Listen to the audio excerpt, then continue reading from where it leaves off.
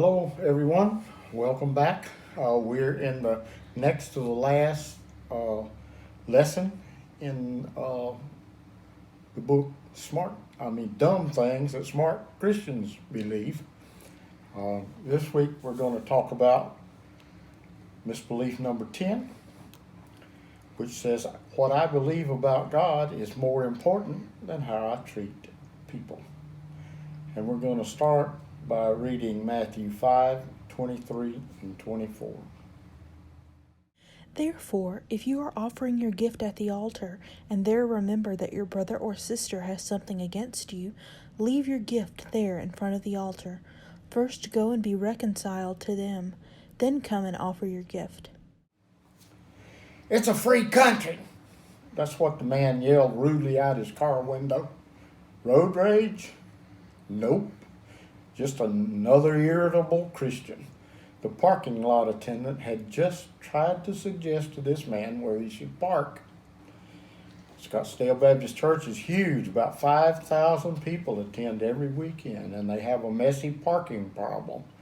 Landlocked in an upscale residential area, their parking lot cannot be expanded to accommodate their enormous congregation. So, they resorted to jamming cars bumper to bumper into designated parking areas. This, of course, has created problems of its own. Not every Christian can deal with the inconvenience of this magnitude. After all, it's a free country. The pastor of Scottsdale Bible Church said, "We're thinking about installing flashing signs at the entrance of our parking lot, signs that say, 'Worship starts here.'" Pastor Kinnaman relates that they've also had parking problems, and after driving around and around looking for a spot, some visitors just drive away. So they have a rule for their members, and that rule is the closer you are to God, the farther away you park from the front entrance to the worship center. None of the church staff, including the pastor, has reserved parking. Not only do they have parking problems, they have seating problems too, which rankles church people. One man was so upset about the ushers forcing him to sit where he didn't want to sit that the pastor had to step in. He gently laid his hand tenderly on the man's heart and, looking directly into his angry eyes, assured him gently, "Jesus can help you get through this. It's going to be okay." The man said nothing, but the pastor's not sure he still attends their church. It's a free country. The sentiment is easy to translate, really. You aren't important, I am. And I won't think twice about letting the community bleed to death on the altar of my self-interest. One of Kinnaman's friends once told him bitterly, "Fundamentalist Christians," those are the ones with the big Bibles, "love God and hate people." And over time, pastors come to agree with him in principle. For all our protestations about secular humanism splattering all around us, no secular humanist has ever told pastor what he can or cannot preach. He's never been persecuted by a secular humanist, but man, has he been persecuted by Christian brothers and sisters, devout Christians in his own church. And he's not just talking about church squabbles. He's been flat out betrayed. He's had long-standing relationships have vanished like vapor. Staff, elders, friends, and in some cases, when he's tried to communicate with these folks, he's been rebuffed. But these people keep right on going to another church somewhere, worshiping God, and reading their Bibles as if nothing ever happened. Old friends are forgotten as they make new ones, as if God didn't see through that. Jesus taught us, as we read, if you're offering your gift at the altar and there remember that your brother has something against you, leave your gift there in front of the altar. Go and be reconciled to your brother. Then come and offer the gift. This means that God doesn't want our religion if it doesn't make a radical difference in the way we relate to others. Many in our congregations come to us unchurched, but most slide from one church to another, some covertly. So, in our church membership seminar or in pastor's membership seminar, one of the first things they teach new people is how to leave one church and join another one. He insists that if they can't bring themselves to have a personal meeting with their former pastor or leaders, they should write a gracious, appreciative letter. Tell him or her, thank you for the years of ministry you and your people invested in my life. The seasons of life change, and I believe God is leading me into a new church commitment. I pray for God's very best for you and your congregation. No innuendos, please. I just wasn't growing there anymore. Or if you were more open to the Holy Spirit. Or if it were not for one troubling person in the children's ministry. Please leave out that junk. 2 golden calves. Americans, believers and unbelievers alike, have fashioned themselves not one but 2 golden calves. One is the pursuit of happiness. The other is individual rights. It's a free country, means mostly I can do whatever I want and nobody's going to stop me. Criminals often have more rights than victims because it's a free country. That freedom is seen in lots of other ways as well. Personal bankruptcies are at an all-time high. Road rage erupts on our freeways and in church parking lots. People church hop among local congregations.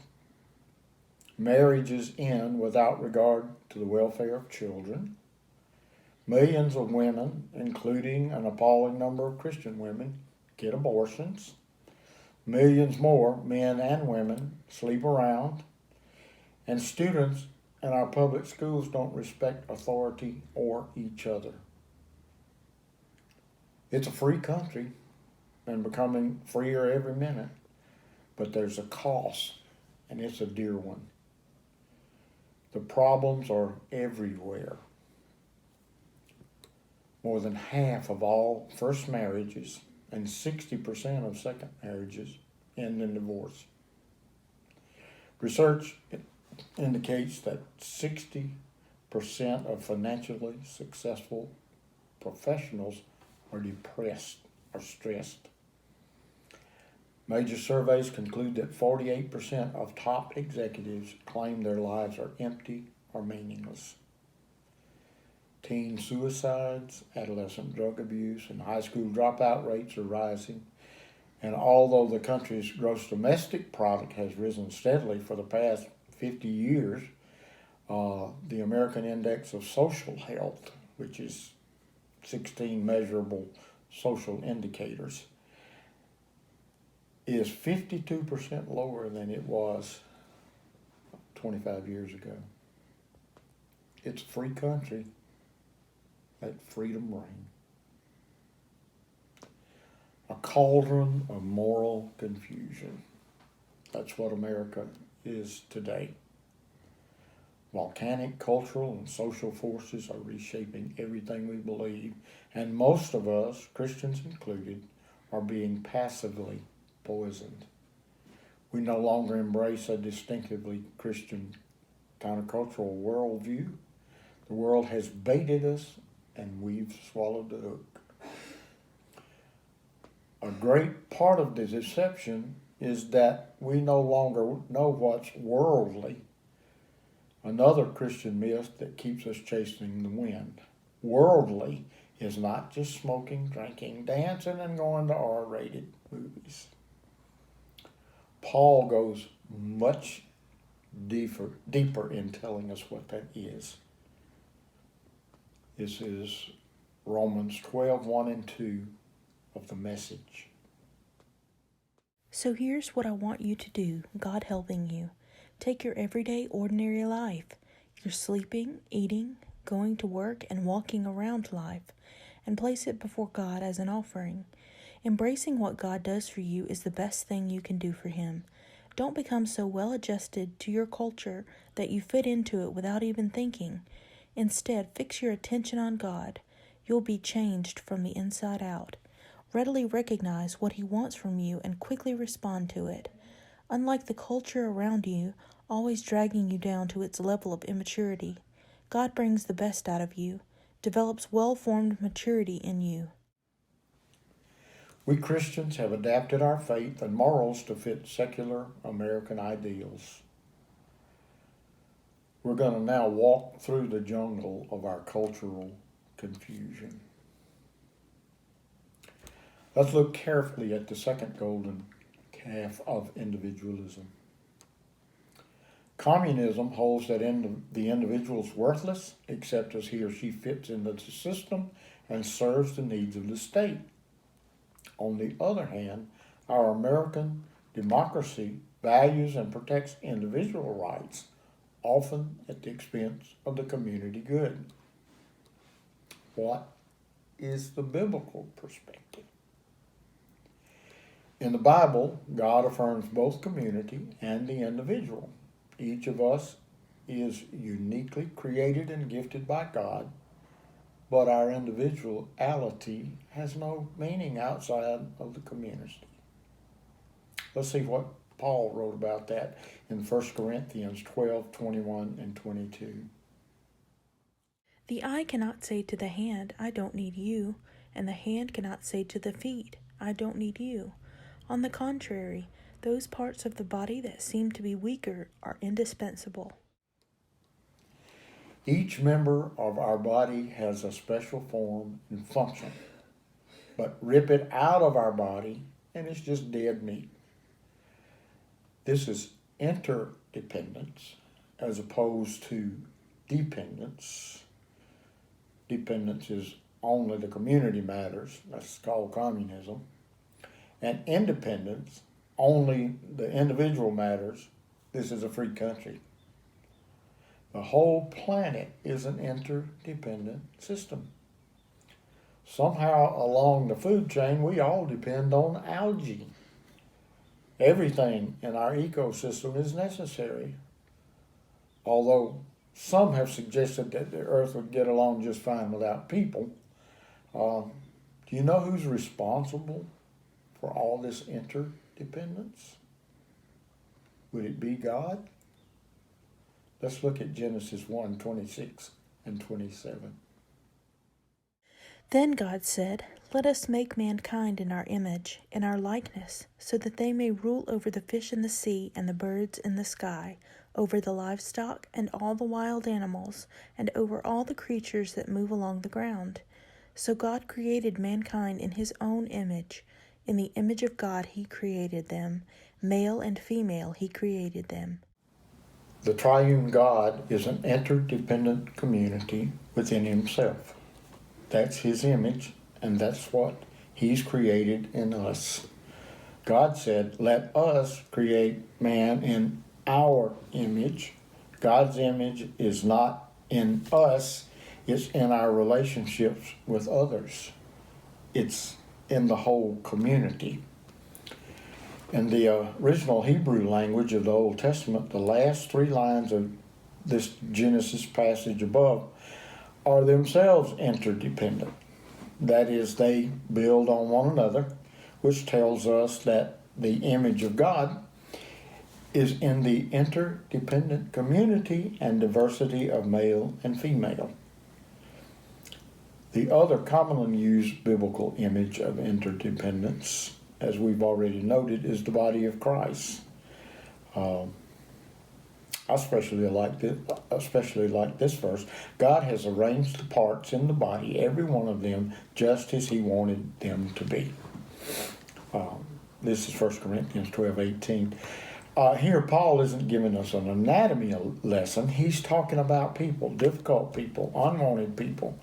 No relationship is accidental unless you're an evolutionist who believes that the controlling principle of the universe is chance.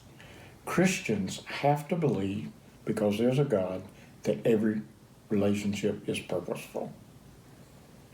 No one just walks into our life without God having some reason for it. At the very least, without us having something to learn from it.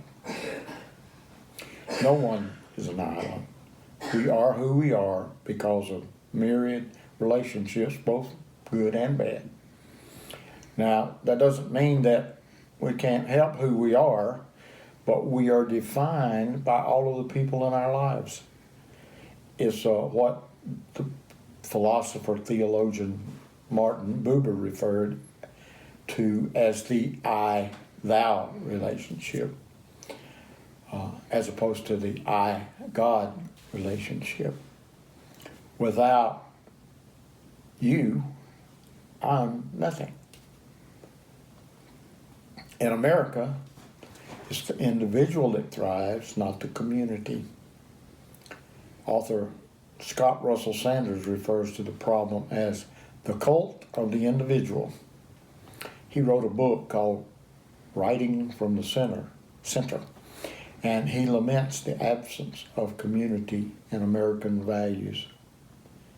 He says the cult of the individual shows up everywhere in American lore, which celebrates drifters, rebels, and loners while pitying or reviling the pillars of the community. Nearly 50 years ago, a popular and influential writer named Alvin Toffler diagnosed the American problem still another way in his classic book called Future Shock. Urbanization, he said, is the principal cause of the end of community. Oddly, more people crammed together in smaller spaces does not make for more community. More people means more madness. And along with bigger cities, more trash. Toffler coined the phrase a throwaway generation. You know what else we learned to throw away? People.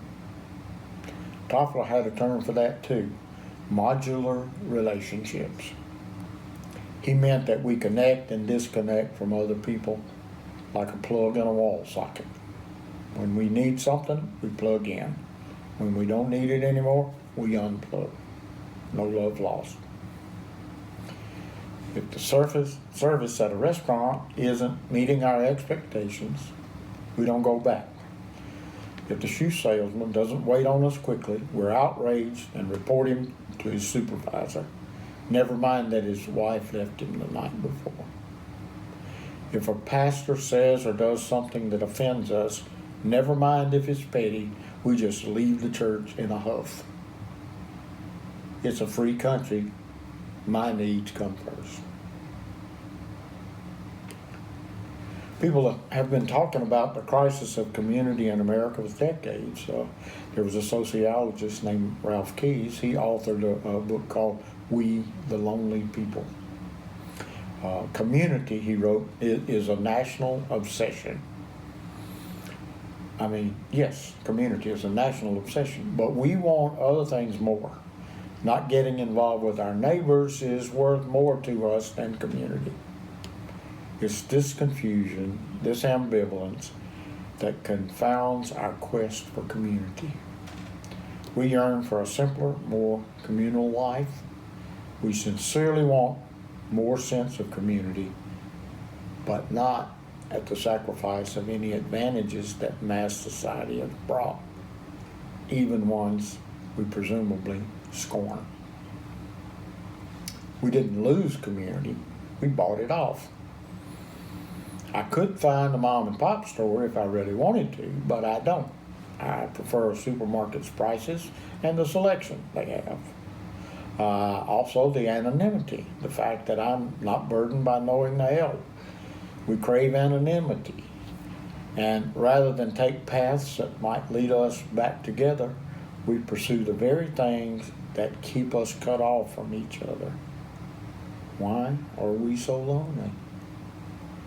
What are the very things that keep us cut off from one another? Keys suggest that there are 4 things that cause this. The first one is the M factor.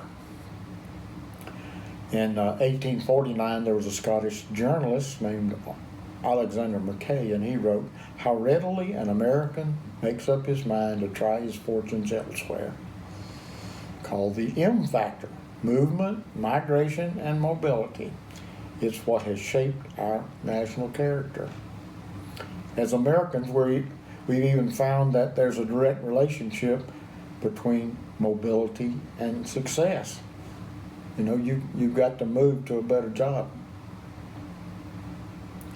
Mobility is an enemy of friendship. Are we afraid to get close because we're always moving on? Are we always moving on because we're afraid to get close? Second factor, I want to be alone. Privacy as an ideal, as a concept, is relatively modern. Privacy is not really Christian. Interestingly, in Japanese or the Arabs either have an exact word for privacy, and it's almost impossible to find that concept in the Bible. Third factor is the downside of convenience. Modern appliances and conveniences, dishwashers, microwaves, fast food have drastically reduced the amount of time many families spend on chores. And while they may not seem like a bad thing at first, it does have a downside. We don't have many chores to do, so we don't do them together. Sit-down family dinners are almost a thing of the past. We don't relate, we don't interact, we hardly ever communicate. The fourth factor is on the road alone. Watch car ads thoughtfully. What are they selling us? Transportation? Or is it more about an image and personal comfort and privacy? Think about the individualism in every ad. The lonely driver on a lonely road. Never do you see car ads filmed on freeways, except when they want to show someone leaving the freeway, getting away from it all. For Europeans, the automobile is for transportation. For Americans, it's an escape. Ralph Keyes writes, "Cars and bathrooms are the only places where most urban suburbanites can be completely and blissfully alone. And the car is better than the bathroom. No one can knock and tell us to hurry up." Now let's talk about the Greek word koinonia, which means shared life. When we give our lives to Jesus, it means we join his body. We become an interdependent participant in a Christian community. As a result of the outpouring of the Holy Spirit at Pentecost, 3,000 people were saved. They devoted themselves, Luke reports in the book of Acts, to the apostles' teaching and to the fellowship, Greek koinonia, shared life, to the breaking of bread and prayer. This Bible text doesn't say that the early Christians devoted themselves to God, although they certainly did that. This verse in Acts, though, tells us they devoted themselves to one another. Does this sound alien? Generally, we think of devotion in context of religious practices. For the early church, devotion was inseparable from the community of the believers. How devoted were they to one another? All the believers were together and had everything in common. Borrowing from Rick Warren's book, The Purpose-Driven Church, which we're probably all familiar with, we've defined official membership at our church, says Pastor Kinnaman, among other things, as being committed to one another as we are to Jesus Christ. Do you bolt at that? Let's see what John says in 1 John 4:20. Whoever claims to love God, yet hates a brother or sister, is a liar. For whoever does not love their brother and sister, whom they have seen, cannot love God, whom they have not seen.